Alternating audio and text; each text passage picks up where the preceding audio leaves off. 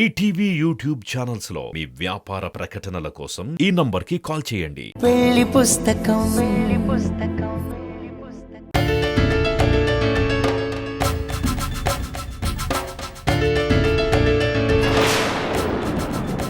చందు, నీ cabin lock చేసిందేంటి? రోజు ఇంతే తనుజ. నేను వచ్చిన తర్వాత క్లీన్ చేస్తారు. అది కూడా నేను వెళ్ళి వాళ్ళకి చెప్పాలి. ఒక్కోసారి అయితే నేనే క్లీన్ చేసుకుంటాను. ఏంటి చందు నువ్వు చెప్పేది? నువ్విక్కడ నార్మల్ ఎంప్లాయీవి కాదు, కాబోయే సీఈఓవి. ప్రస్తుతానికి ట్రైనింగ్ కదా, అందుకేనేమో ఈ ట్రీట్మెంట్. సీఈఓ గారి క్యాబిన్ చూడు. మా మధ్య డిఫరెన్స్ ఏంటో నీకే తెలుస్తుంది.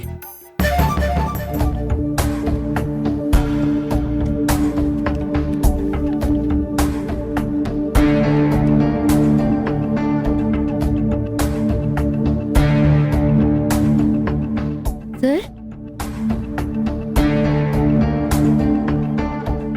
ఈరోజు కూడా క్యాబిన్ ఓపెన్ చేయలేదా సార్? మర్చిపోవడం మన స్టాఫ్కి అలవాటే కదా. మేడం, చందు సార్తో ఇదే ప్రాబ్లం. ఆయన మంచితనం వల్ల అందరూ మంచి వాళ్ళలానే కనిపిస్తారు. ఇక్కడ స్టాఫ్ ఎవరు ఏ పని చేయాలన్నా పైనుంచి ఆర్డర్ రావాల్సిందే. అంటే ఏంటి? కావాలని చందు క్యాబిన్ ఓపెన్ చేయలేదా? అవును మేడం.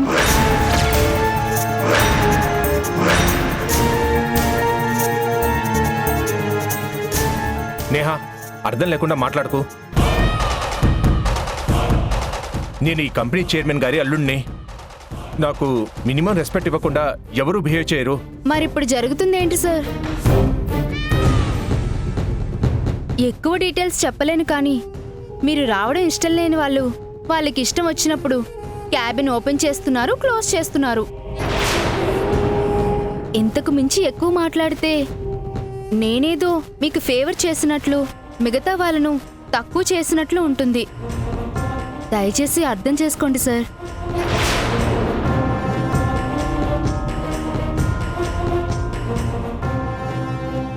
నేను ఆఫీస్కి వచ్చినప్పటి నుంచి ఎందుకో తెలియదు, కానీ నేహా ఇలానే వార్న్ చేస్తూ ఉంటుంది.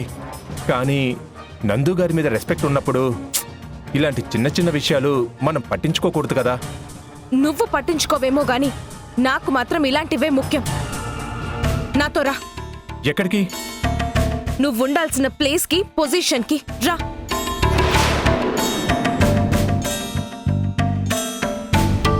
అదేంటి చందు గారు నందు గారి క్యాబిన్ కి వెళ్తున్నారు? ఆయన జస్ట్ ట్రైనింగే కదా. పోస్ట్ మారిందేమో, ఎవరికి తెలుసు. ఈ సీట్లో కూర్చో చందు. ఏం మాట్లాడుతున్నావు తను? అది నందు గారి సీటు కాదు, మన ఫ్యామిలీది. నువ్వు కూర్చో. వద్దు తను, బాగోదు. ఇప్పుడు జరిగింది మాత్రం బాగుందా? నేను ఏదైనా భరిస్తాను, కానీ నీకు రెస్పెక్ట్ లేకపోతే సహించను. కూర్చో. తను కూర్చో. అది కాదు తను. అదేంటి నందు సార్ చైర్లో చందు గారు కూర్చున్నారు? సార్ చూస్తే ఏమనుకుంటారు? ఏమనుకుంటారు? ఇన్ని రోజులకి కరెక్ట్ పర్సన్ వచ్చాడనుకుంటారు. Good morning sir. Good morning. Good morning sir. Good morning. Good morning sir. కూర్చో.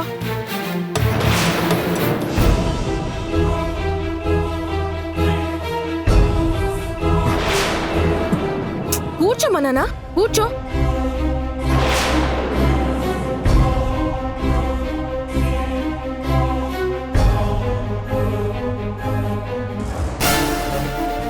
పర్లేదు చందు, కూర్చో.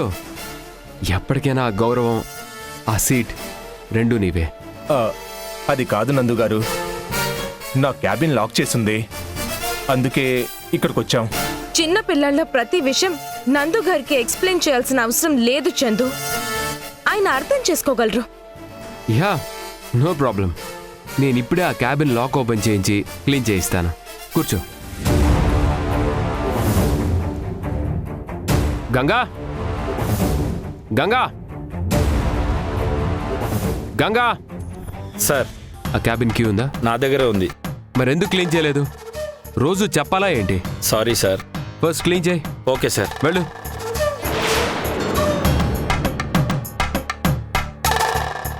ఏం నేహా, నువ్వేనా చూసుకోవాలి కదా.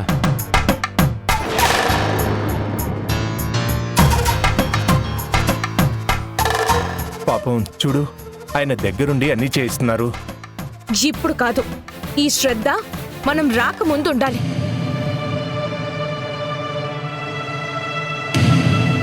Sir me cabin ready sir. Okay, thank you. వెళ్ళు.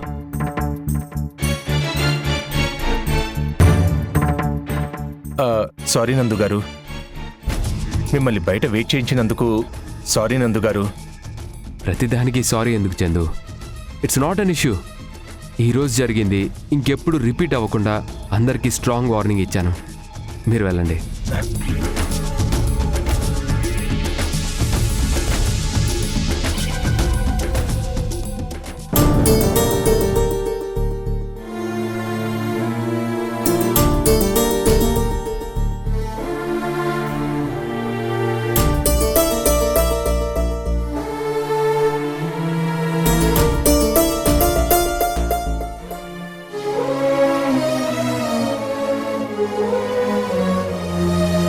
అమ్మా, ఏం చేస్తున్నావు?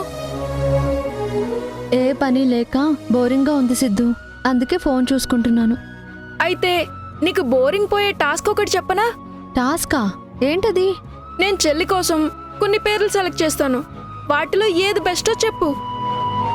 సిద్ధు, ప్రతిసారి చెల్లి చెల్లి అంటున్నావు కదా, ఒకవేళ తమ్ముడు పుడితే ఏం చేస్తావు? ఏం చేస్తాం, ఈసారికి ఇంతేనని అడ్జస్ట్ అవుతాం. నేనైతే చెల్లి కావాలని రోజు దేవుడికి దండం పెట్టుకుంటున్నాను. ఈ సాటర్డే అమ్మమ్మతో గుడికి వెళ్ళి కొబ్బరికాయ కూడా కొడతాను. అప్పుడు దేవుడు కూడా ఫీల్ అయ్యి నాకు చెల్లినిస్తాడు. అవునా? అయితే సరే. ఇప్పుడు నేను పేర్లు చదువుతాను, ఏది బెస్టో చెప్పు. సరే, చదువు. సారిక, నందిక, దీక్ష, గీతిక, అద్వైత.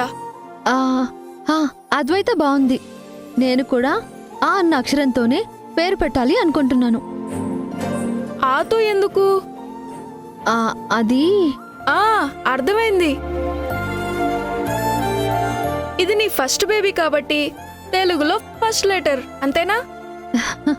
కాదు సిద్ధు, మీ మమ్మ పేరు.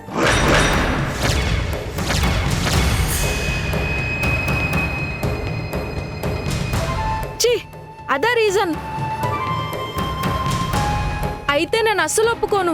తప్పు సిద్ధు, అలా మాట్లాడకూడదు. అమ్మా ప్లీజ్, ప్రతిసారి డెవిల్ గురించి నేనేదైనా అంటే ఇలా తప్పు అని చెప్పొద్దు.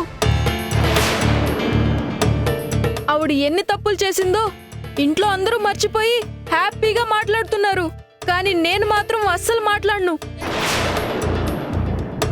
పప్పా పేరుతో స్టార్ట్ అయ్యేలాగా నందిత అని పెడదాం, లేదంటే నీ పేరు నా పేరుతో స్టార్ట్ అయ్యేలాగా సాధన అని పెడదాం. అంతేకాని ఆతో మాత్రం స్టార్ట్ అయ్యే పేరు అసలొద్దు. సిద్ధు, ఏ మనిషి కావాలని తప్పు చేయడు నాన్న. పరిస్థితుల వల్ల అప్పుడప్పుడు పొరపాట్లు జరుగుతూ ఉంటాయి. చేసిన తప్పులని తెలుసుకుని పశ్చాత్తాప పడటం కన్నా గొప్ప గుణం ఏదీ ఉండదు. అలాంటి వాళ్ళని క్షమించడం మంచితనం అవుతుంది. మీ పప్పాకి కూడా అభి అంటే ఇష్టం లేదు, కానీ నా కోసం ఆయన మారిపోయారు. అభితో నార్మల్గా మాట్లాడుతున్నారు. నీకు నా మీద ప్రేమ ఉంది కదా, నా కోసం నువ్వు కూడా అభితో నార్మల్గా మాట్లాడు. అమ్మా, ఇదే నీకు లాస్ట్ టైం చెప్తున్నాను. ఇంకొకసారి నువ్వు ఆ డెవిల్ కి ఫేవర్ గా మాట్లాడితే నీతో కూడా మాట్లాడడం మానేస్తాను. సిద్ధు, సిద్ధు! సాక్షి చెప్పినా మారడం లేదంటే వీడు నా వలలో ఎలా పడతాడో ఏంటో.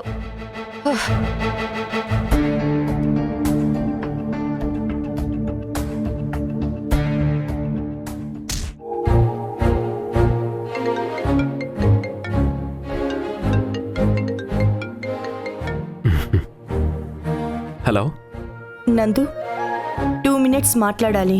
ఫ్రీగా ఉన్నావా? యా చెప్పండి. ఆఫీస్లో జరిగింది తెలిసింది. చందు తనూజల వల్ల నువ్వేమైనా హట్ అయి ఉంటే సారీ. ఏమైందని సారీ చెప్తున్నారు? మీకెవరో రాంగ్ ఇన్ఫర్మేషన్ ఇచ్చినట్టున్నారు. అది కాదు నందు. చందు తనూజ నీ క్యాబిన్లో కూర్చుంటే నువ్వు చాలాసేపు బయటే నిలబడి చందు రూమ్ క్లీన్ చేయించడం, నీ ప్లేస్లో చందు కూర్చోవడం, ఇదంతా ఒక సీఈఓగా నిన్ను ఇన్సల్ట్ చేసినట్టే కదా. అని ఎవరన్నారు నిహారిక గారు? చందు ఆఫీస్కి వచ్చేసరికి అతని క్యాబిన్ అరేంజ్ చేయకపోవడం మన వాళ్ళ తప్పు. దానికి సీఈఓగా నేను బాధ్యత తీసుకున్నాను. చెప్పాలంటే సీఈఓ అన్న పొజిషన్ని ఇప్పటికీ మీరు హరిప్రసాద్ గారు ఇచ్చిన గౌరవంగా చూస్తానే తప్ప నాది అనుకోను. ఈరోజు కాకపోయినా రేపైనా ఈ కంపెనీకి సీఈఓగా మీ ఫ్యామిలీ నుండే ఎవరైనా వస్తారు, రావాలి. అది ఈరోజు జరిగింది అనుకున్నానంతే. అంతకు మించి నేనేమీ ఫీల్ అవ్వలేదు. ఇన్సల్ట్గా అస్సలు అనుకోలేదు. థ్యాంక్ యూ నందు గారు. మిమ్మల్ని అర్థం చేసుకోవడంలో నేను ఫెయిల్ అవుతున్నాను, కానీ మా రెస్పెక్ట్ కాపాడటంలో మీరెప్పుడూ ఫెయిల్ అవ్వరు. ఈ ఫైల్ చెక్ చేసిన తర్వాత ఒక గుడ్ న్యూస్ చెప్పడానికి నేనే మీకు కాల్ చేద్దాం అనుకుంటున్నాను. గుడ్ న్యూసా? ఏంటది? మన టెక్స్టైల్ కంపెనీ అగ్రిమెంట్ మీద సంతకాలు అన్నీ అయిపోయాయి. కొన్ని రోజులుగా ఈ ప్రాజెక్ట్ కోసం కష్టపడి ఎవరూ అబ్జెక్ట్ చేయకుండా మొత్తం క్లియరెన్స్ తీసుకున్నాను. కంగ్రాట్స్ నందు గారు, and thank you so much for all your hard work and dedication. ఇది మీరు స్టార్ట్ చేసిన ప్రాజెక్ట్ నిహారిక గారు. సో నన్ను పొగడకుండా క్రెడిట్ మొత్తం మీరే తీసుకోండి. క్రెడిట్ ఎవరిదైతే ఏంటి, ప్రాజెక్ట్ స్టార్ట్ అవ్వబోతోంది. I'm so happy for that. నేను ఆఫీస్కే వస్తున్నాను. మిగిలిన విషయాలు డైరెక్ట్గా అక్కడే మాట్లాడుకుందాం. Okay, done. బాయ్ నిహారిక గారు.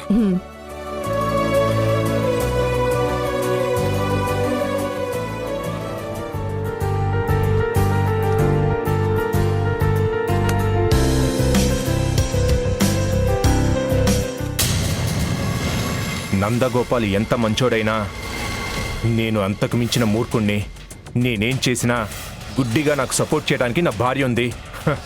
ఇంకెందుకురా మనం భయపడాలి? నువ్వు మూర్ఖుడివి కాదురా, కుంభస్థలాన్ని గురు చూసు కొట్టగల వేటగాడివి. నీ దెబ్బకెవరైనా పరారేరా. ఈరోజు అదృష్టం మాత్రం భలే కలిసొచ్చిందిరా. నేనేం చెప్పినా తనూజాకి నెగిటివ్గా చాలా బాగా కనెక్ట్ అయింది. ఫస్ట్ టైం దాని మొహంలో నందు మీద కోపాన్ని చూశాను. నీ మెయిన్ టార్గెట్ హరిప్రసాద్ ఫ్యామిలీ కదా. పానకంలో పుడకలాగా ఈ నందగోపాల్ ఎందుకు? వాడు పానకంలో పుడక కాబట్టే పక్కకి తీసి పడేయడానికి పావులు కదుపుతున్నాను. అక్కకి చెల్లికి గొడవ మొదలవ్వడానికి వాడినే బక్రాన్ చేస్తాను. అంటే దానికి కూడా ఏమైనా ప్లాన్ ఉందా? ప్రస్తుతానికి ఏం లేదురా, కానీ కాలం కలిసొస్తే కుట్రలు చేయడం ఎంతసేపు రా.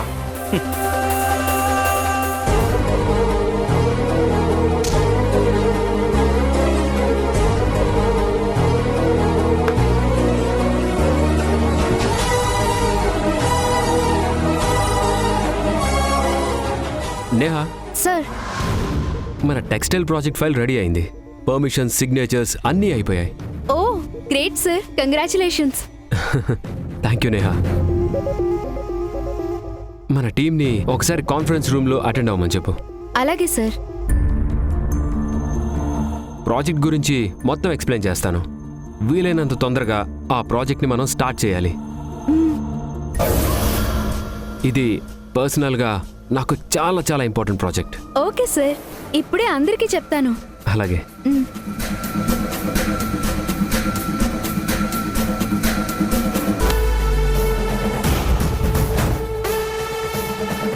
ఐడియా, అవకాశం రెండూ ఒకేసారి వచ్చాయిరా గోపి. నీకు తర్వాత కాల్ చేస్తాను. సరే సరే.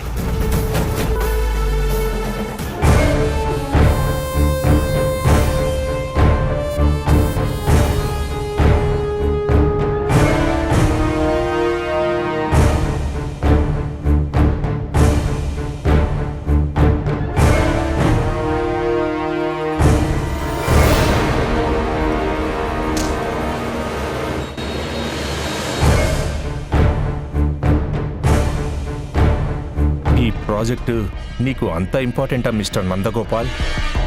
అయితే నాకు కూడా చాలా ఇంపార్టెంట్. ఈ ప్రాజెక్టు స్టార్ట్ చేయాలని చాలా తహతహలాడుతున్నావు. ఆదిలోనే అంతం చేసి అక్క చెల్లెల మధ్య యుద్ధం మొదలు పెట్టాలని నేను ఆశపడుతున్నాను.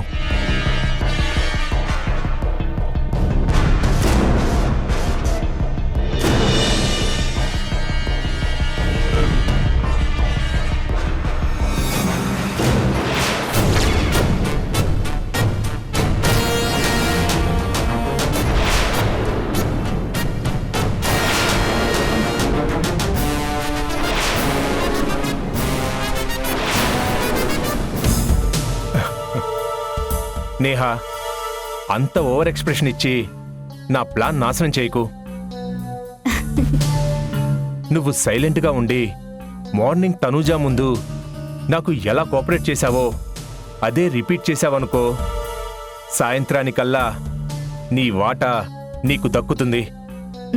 ఓకే సార్, మీరు వెళ్ళండి, నేను చూసుకుంటాను.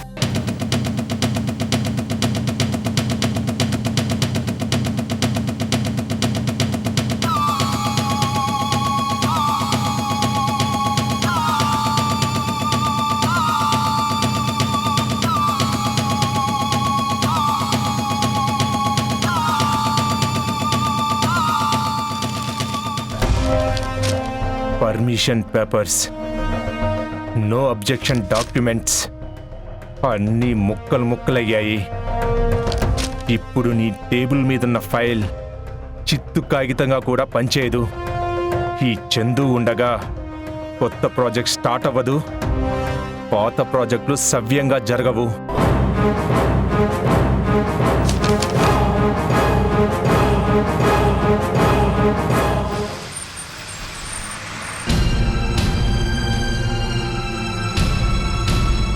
అమ్మా ప్లీజ్, ప్రతిసారి డెవిల్ గురించి నేనేదైనా అంటే ఇలా తప్పు అని చెప్పొద్దు.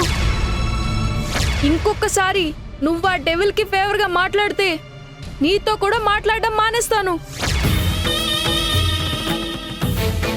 సిద్ధు మనసులో సాక్షి మీద ప్రేమ చాలా బలంగా ఉంది. మా అమ్మ అన్న పదాన్ని అమ్మ పూర్తిగా ఆక్రమించింది. సిద్ధు కంటికి నేను కనపడాలంటే సాక్షి దూరం అవ్వాలి. కళ్యాణ్ దగ్గర ఉన్నప్పుడు కూడా సిద్ధు గురించి ఆలోచించేదాన్ని. ఇప్పుడు కూడా వాడి గురించే తప్పిస్తున్నాను. 2 సార్లు నాకు కాకుండా చేస్తుంది ఆ సాక్షి. దానికి కడుపు రావడం వల్ల, నేను మంచితనం నటించటం వల్ల నా బ్రతుకు బానిస కన్నా హీనంగా తయారైంది. ఇన్ని రోజులు కడుపులో బిడ్డని మాత్రమే టార్గెట్ చేశాను. ఇప్పుడు తల్లిని కూడా టార్గెట్ చేయాల్సిన టైం వచ్చింది. అభి, సిద్ధుకి అన్నం తినిపించాలి. కాస్త పప్పుచారు వేడి చేస్తావా? మహారాణి గారు గదిలో నుండి ఆర్డర్లు వేస్తున్నారు. పప్పుచారు వేడి చేయడం కాదు, నిన్ను కాల్చి బూడిద చెయ్యాలి.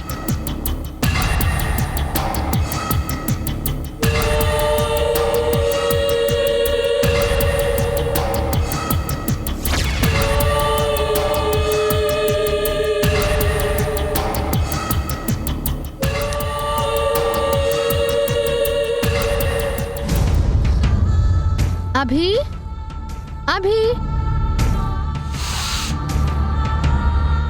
అభి, ఉన్నావా? అభి, అభి. నేను పలకను. పప్పుచారు వేడి చేయడానికి నువ్వే రావాలి సాక్షి. అభి ఇంట్లో లేదా? ఎంత పిలిచినా పలకడం లేదే.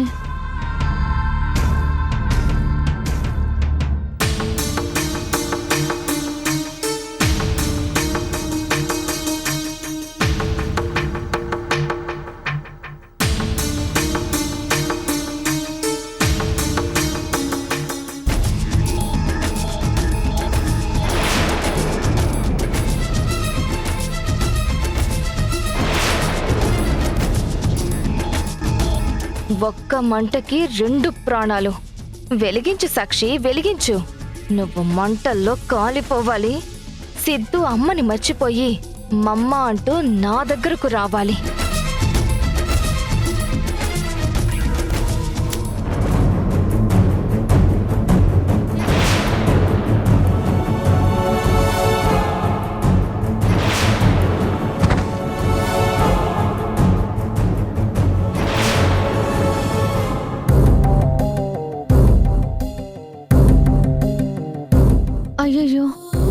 పుల్లలన్నీ తడిచిపోయాయి.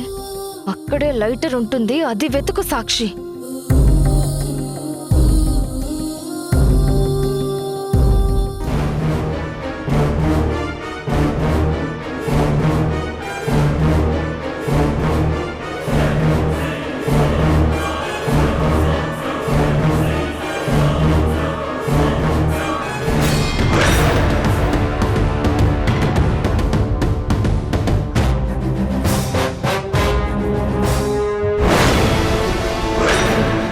ఈ ఫైల్లో కొన్ని డాక్యుమెంట్స్ మిస్ అయ్యాయి.